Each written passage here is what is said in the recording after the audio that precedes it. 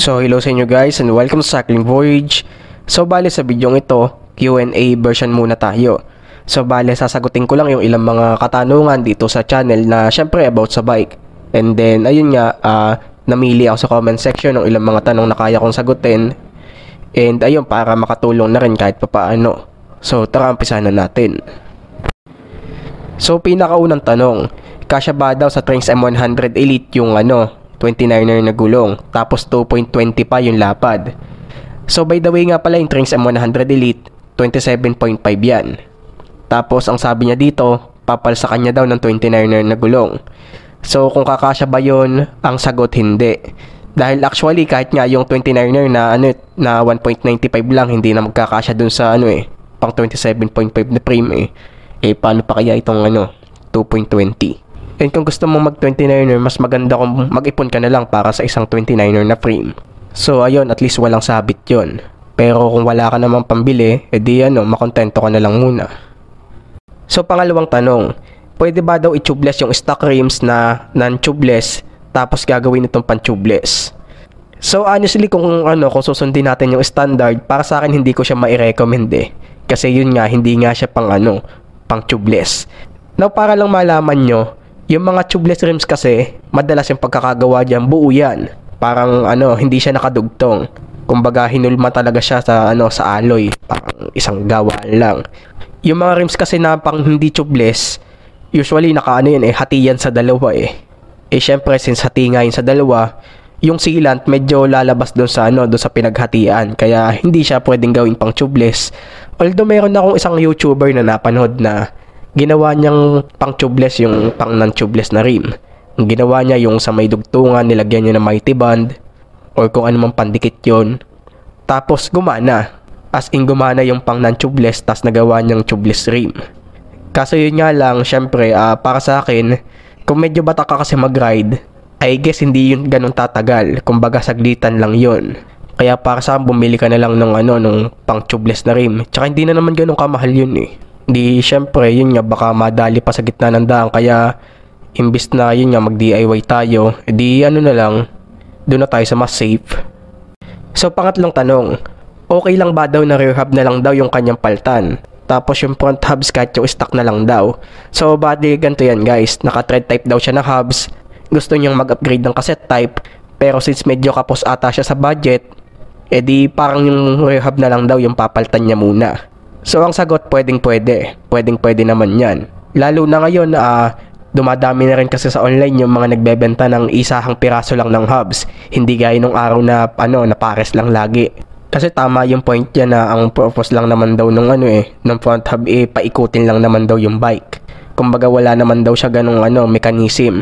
Although yung cons nga lang na nakikita ko dito is usually kasi yung mga stock hubs medyo may kabigatan nito, tsaka yung iba hindi pa sealed bearing. So halimbawa kung medyo concerned ka sa magiging weight ng bike, hindi ko ito gaano nire-recommend. Pero kung wala ka naman pakialam doon, edi yun, bahala ka na. At saka ito pa pala, kung hindi pa pala naka-sealed bearing yung front hubs nyo, I suggest maganda kung paltan nyo na rin yan para yun nga, pareho ng sealed bearing. So pang-apat na tanong, dapat ba daw muna linisin yung kadena bago maglagay ng panibagong lube? O kahit lagyan na lang daw, wag na maglinis?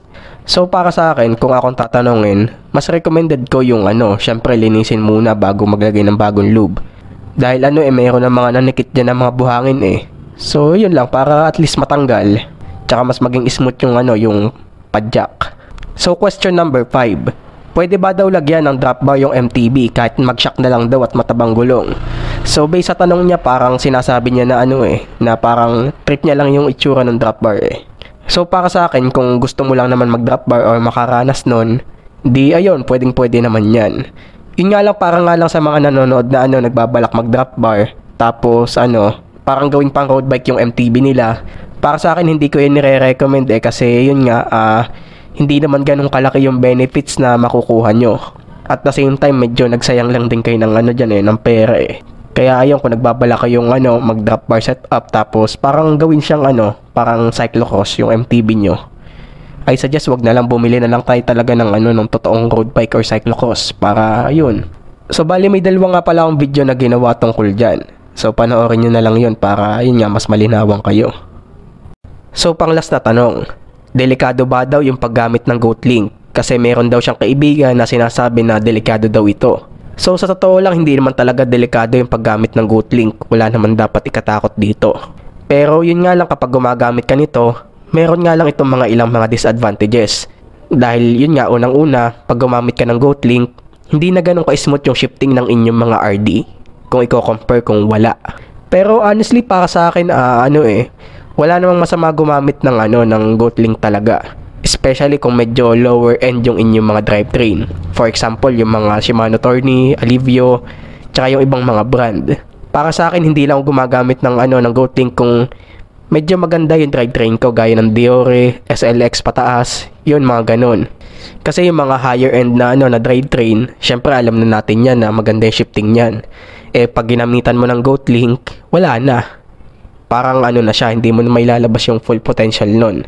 Samantalang yung mga lower end na drivetrain, wala naman masyadong special sa sa shifting niyan kaya yung bahala ka na.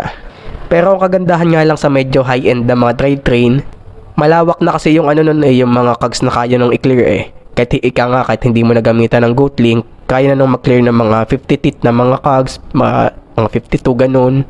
Kaya ang conclusion dyan, kung medyo maganda yung drivetrain mo, hindi ko nare-recommend na mag-Goatlink ka. Pero kung halimbawa low end lang naman, yung bahala ka na dyan.